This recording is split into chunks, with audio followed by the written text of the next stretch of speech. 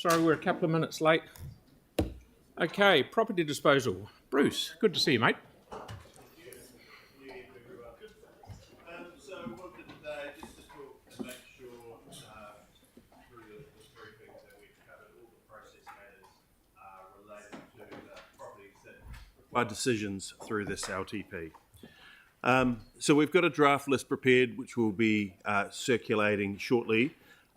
Those properties that we've added to that draft list have essentially been identified from work we did through a Three Waters review when the Three Waters reform was still happening, and then that have come through and been recommended by our Parks unit as they've been working through their Port Hills residential red zone planning. We've then assessed all of those properties against Council's retention criteria, and I'll remind those who've been around for a while and also for those who are new what those retention criteria are shortly, our needs and risks. And I'm particularly focusing on risks for the Port Hills properties. They were required from a risk management perspective. The ones that we are looking at are ones that risk has been assessed and there's been actions taken or actions that could be taken that means that risk is mitigated sufficiently that we can sell. And some of those actions might be subdividing the properties, so consolidating two properties, subdividing off parts of that can be built on from parts that need to be retained because of the risk factor. So that work is done. So in terms of the retention criteria, the council approved in December 2020 the following retention criteria.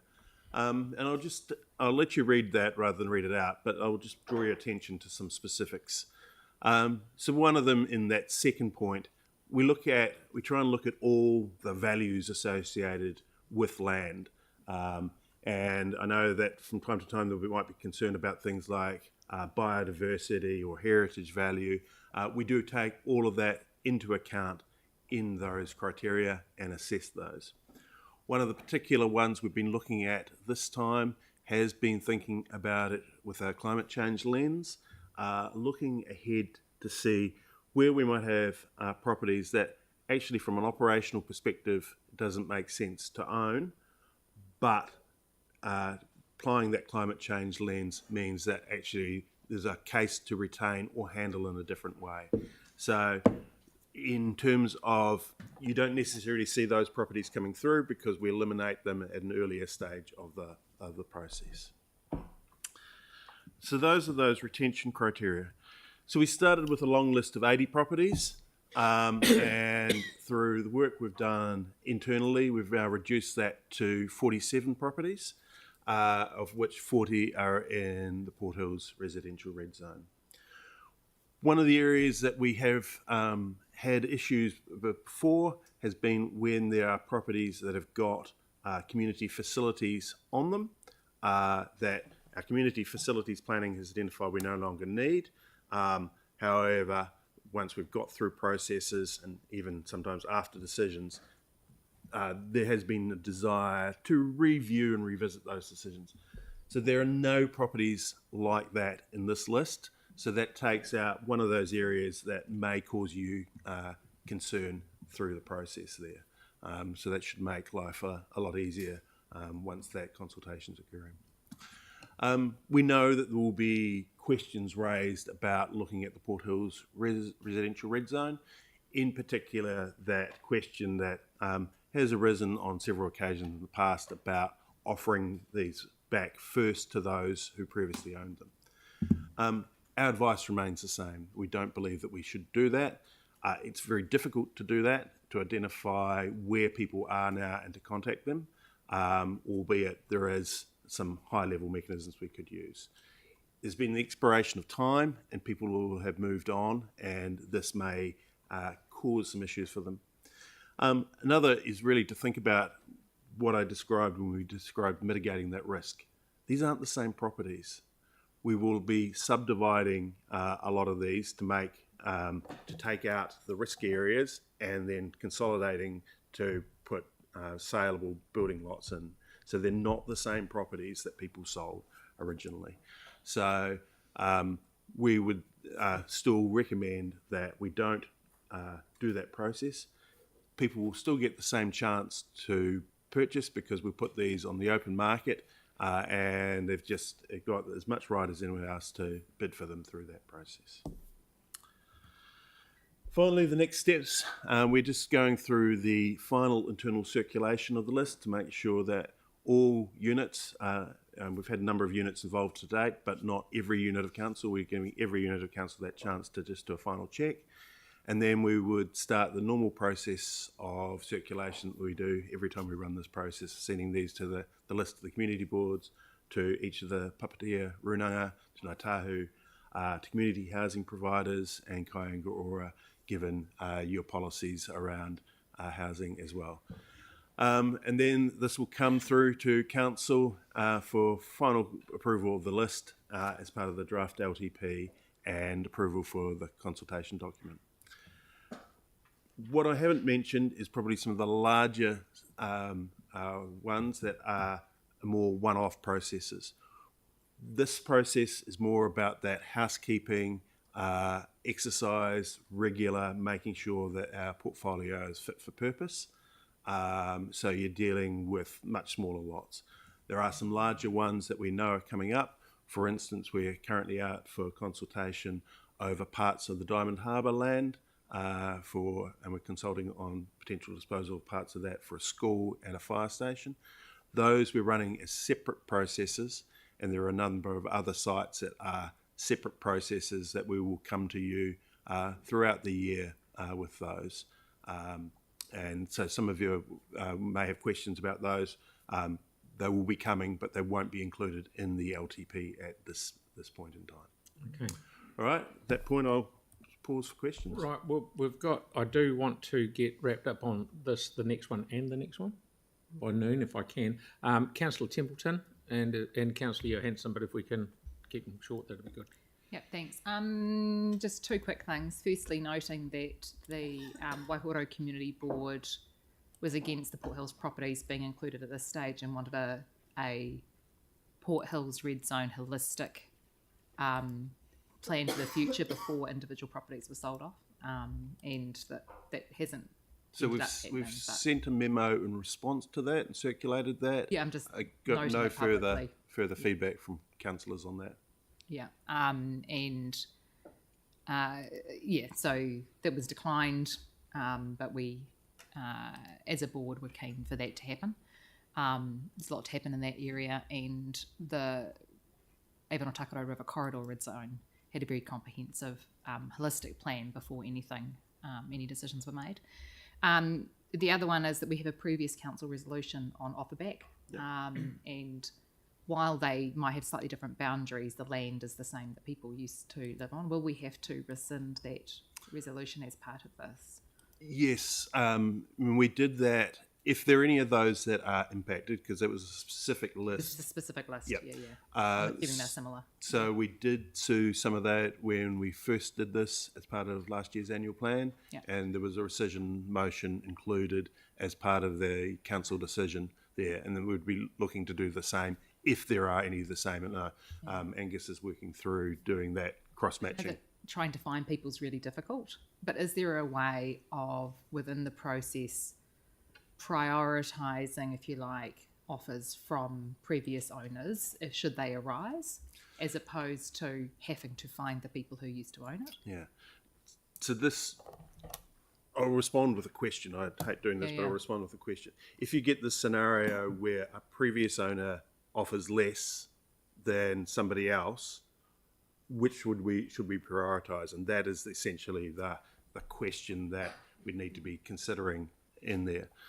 So if council directed us, we could certainly do that, but at the moment we generally look at trying to maximise the return from these properties. Yeah, I'd like something to be worked up that does look like, I mean, when you look at these properties and their potential value, if there was a small difference in price, I think that personally, if the person who used to live there and was red zoned and was told that they couldn't live there wanted to come back, they should be given some preference. Yep.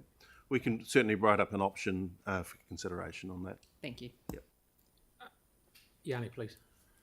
Yeah, I mean, as the councillor at the time of the earthquakes who represented this area, I have a similar point of view around just I feel very uncomfortable selling people's homes on the open market to the highest bidder. Land. Land, places where people had their homes.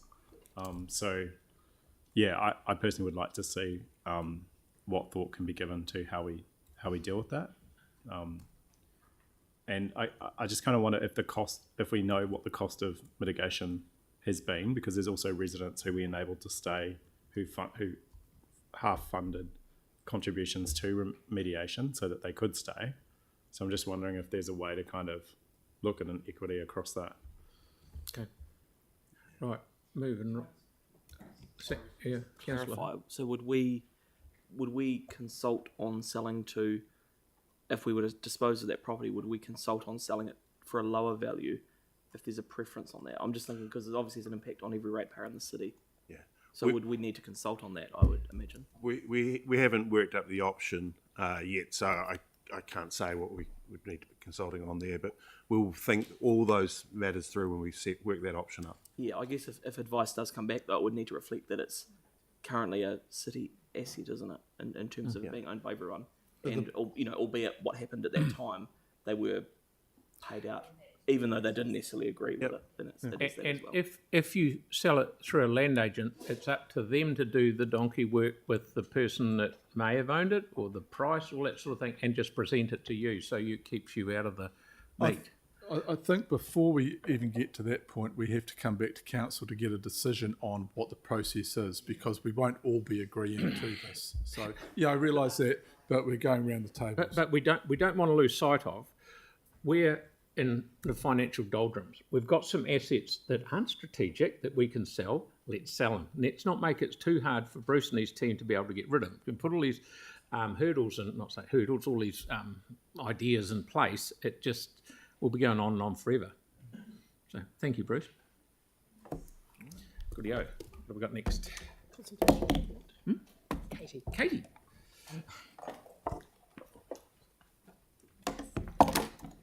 Kia ora koutou. So just quickly to go through the consultation document.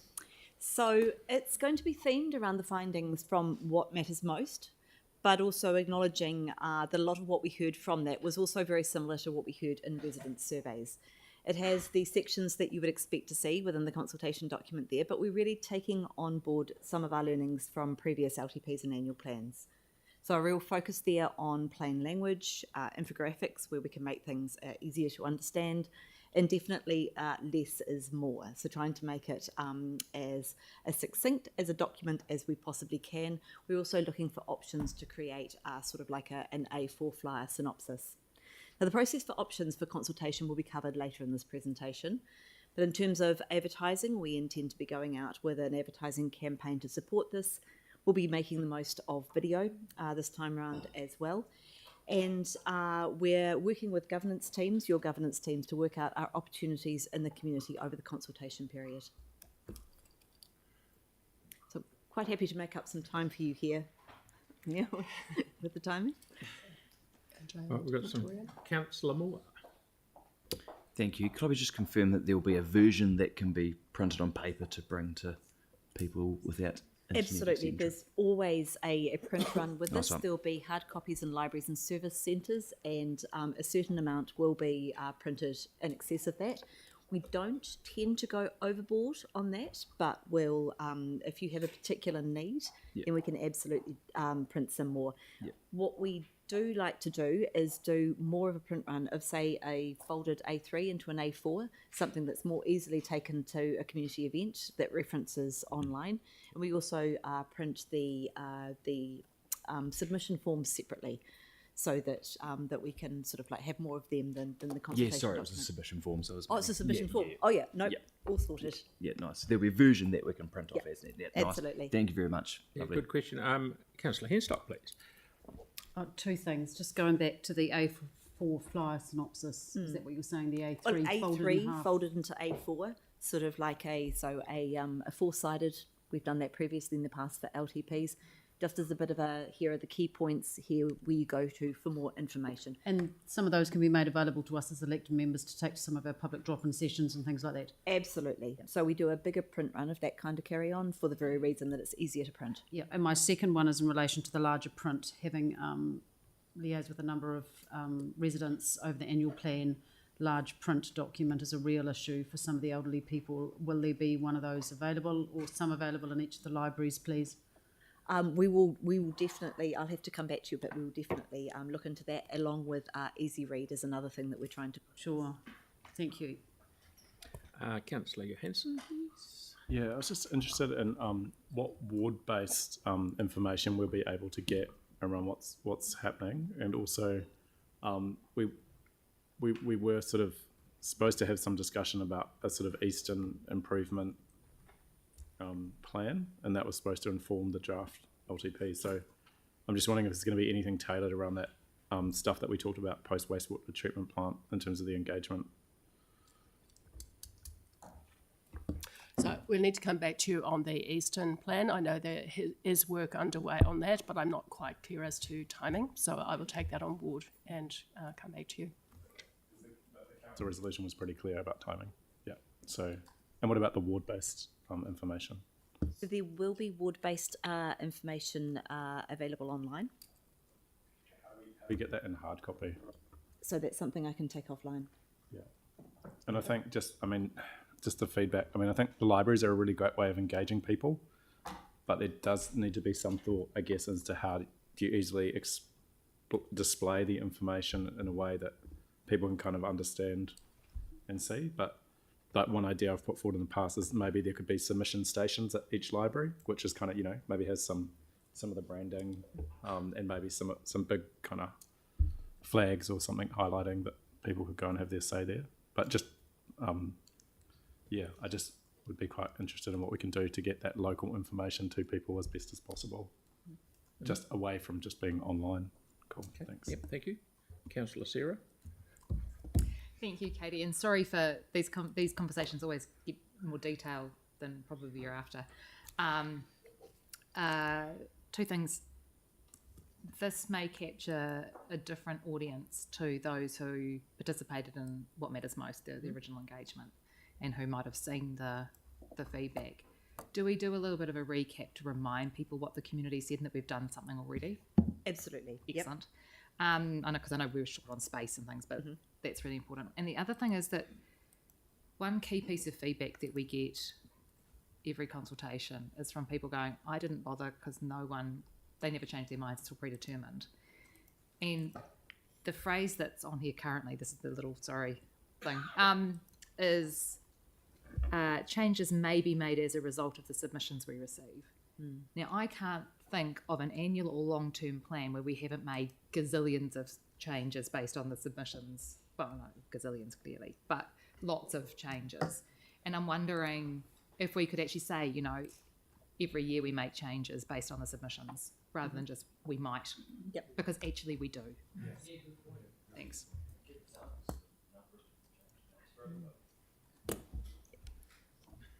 Good. Councillor Harrison Hunt, please. Kia ora, Katie.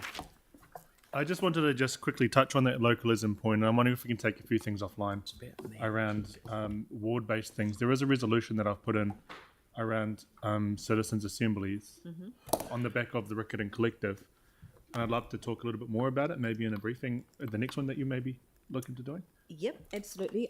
We have provided some staff feedback back on to that that we can provide to you, and happy to take that offline as well. I think citizens' assemblies, we have perhaps run out of time for that in this piece, but would like to talk to you about the outcomes that you would like to achieve with the citizen assembly, and maybe we have some other tactics out there that we could do. Sure. Yeah, that sounds great. Thank you. Excellent. And Councillor MacDonald. Hey, thanks. Mine's real belts and braces as well. It's probably not so much on the content. I'm just really practically, can we have something in a format that can go into letterboxes? So, like, I know when I have had public meetings and that, I like to drop something off, and it's really helpful to be able to put in the form at the same time. So can we have the team design something that is easy to put into letterboxes? For absolute clarity there, are we talking about something that lets people know that consultation is happening? No, I think we probably need. I'm just thinking about how people access information. So a lot of people use online, but there'd be a lot of people, particularly I'm thinking of my area where they aren't necessarily online. Yep. Can we have a bit of a synopsis of the LTP, somewhere they can go where it says, go to the Fendleton Library or wherever. So But then on the back of it, their ability to submit. Yeah. So just from a practicality point, and we really are getting into the detail here, the submission I'm form is... not trying to solve it for you. All I'm saying is I want something I can put into letterboxes. Sure, Yeah. no problems. We can look at that. Excellent. Councillor Cotter? Yeah, I'd just like to see, instead of our proposed plan, proposed long-term plan, I'd like to see the long-term plan rather than just plan. That's just a comment there. So are we just looking at that graphic there? Yeah. Immediately regretting popping that in there, just very draft. That was just as an example of, it's not the words, yeah. And then also when you're looking at the proposed residential rate increase, 24, 25, and you might say, and the following annual increases. Yeah. But it's cool. Councillor Moore? Oh, what do you mean? Just to point, as soon as you say the words long-term plan, you've just lost about 3/4 of the public. They don't know what that means. When you add the word 10-year budget, they now know what you mean. So just another note to... And you could put both. Yeah, 100%. 10-year budget, yeah. Yeah, just as a thought and my general experience. Yeah. On the sections we're asked the questions, so in past sort of seen as what are your views on our infrastructure strategy? And people thinking, I don't know what your infrastructure strategy is. I'm wondering if you would add any plain language to those questions. So, financial strategy. Is there some plain words that can sort of draw a comment out of them? Well, because of course they're not going to go and necessarily often read the 30-page financial strategy. Sorry, 200 pages. Yeah, thank you. I assume you'd put a link in there to them? Absolutely, yep. Good. Councillor Kewen and then Councillor Peters. Is that right? Yeah. Yeah, so I think it's really important that not just what questions we're asking, well, that is important, but also how we ask them, because a lot of the feedback that came back in the What Matters Most stuff last year just didn't relate at all to almost any of the feedback I get in my ward. What matters the most that normally gets brought up is roads, and our surveys tell us that. And next was the cost of our rates going up, and the number of people that spend all year whinging about that, but then we don't hear from them during the LTP or the 10-year budget.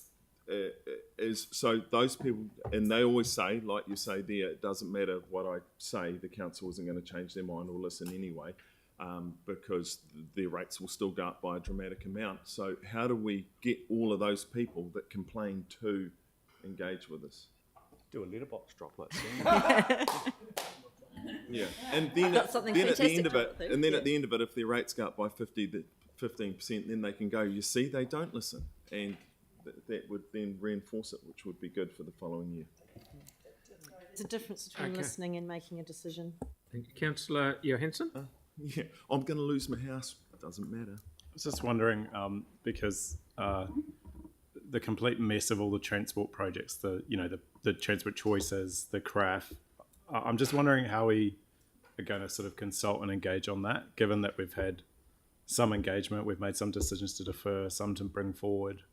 Is there kind of a section that's going to kind of try and easily explain what the trade-offs are in terms of those projects? Because we're not getting briefed till the 29th of February, which is probably going to be quite late to inform the consultation document. Do you want to talk to that? It's not overly helpful to criticise the transport team when they can't defend themselves. I mean, the reality is we've consulted on this stuff, and it's in budgets already. I wasn't trying to insult the transport team. I was just asking if it was possible, or how we're going to engage around. I'll give you the classic example: the Ferry Road pedestrian crossing. We've had about 5 years of submissions of the community coming in saying, can we please have a safe pedestrian crossing? People have been killed. This is a priority. I'm just wondering, how are we going to engage with the whole changes because of the transport choices and the CRAF over budgets in terms of this process? Because it seems like this is the place where we should have that conversation with people. And I'm just wondering how we're going to do that. So if I can make a general, as Jane explained earlier, this is actually going to be quite a challenging process because of the national government priority changes during the course of the consultation process.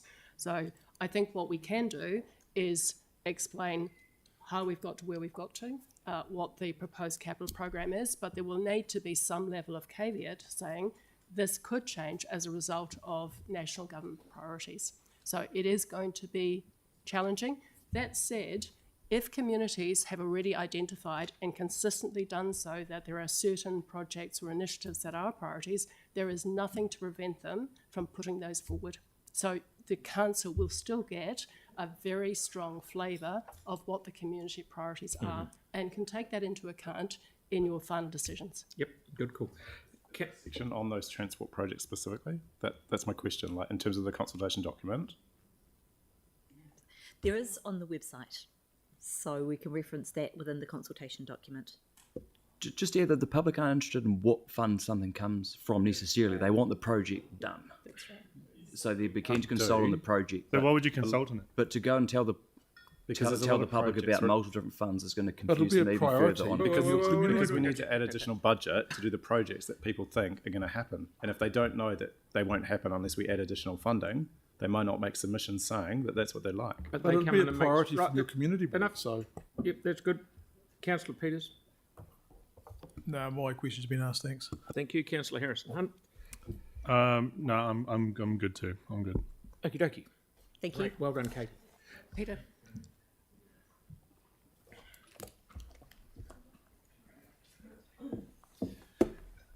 Right. Welcome back. Okay, I too have got some belts and braces, and there's one or two impromptu things that came up yesterday that we'd like a steer from you on. So I realise we're tight for time. You want to close at 12, don't you? There's some stuff that Lynn wants to talk to us Right. about. Please. Okay, I'm going to move at pace through some of the housekeeping to get to the new bit. This has since been, these numbers have since been superseded. There are 213 questions, 200 answered, 13 being chased. We know that some of you have had issues with using the link, and we're working on that. So you should hear back from staff today, I believe. In terms of the amendments process, yep, that's a big number. We're working through financial, legal and risk advice on those. It is a lot to get through, so we'll move as fast as we can, but the complex ones we need to get right. So I can't give you a single date. It'll vary according to the complexity. The process is that they'll be moved, seconded, and debated and voted on the 14th as part of the adoption meeting, as you'd expect. If it's already in the draft, that will be identified and taken care of through the Mayor's Recs. Mm-hmm. The other amendments are either agreed to or not agreed to, depending on your show of hands.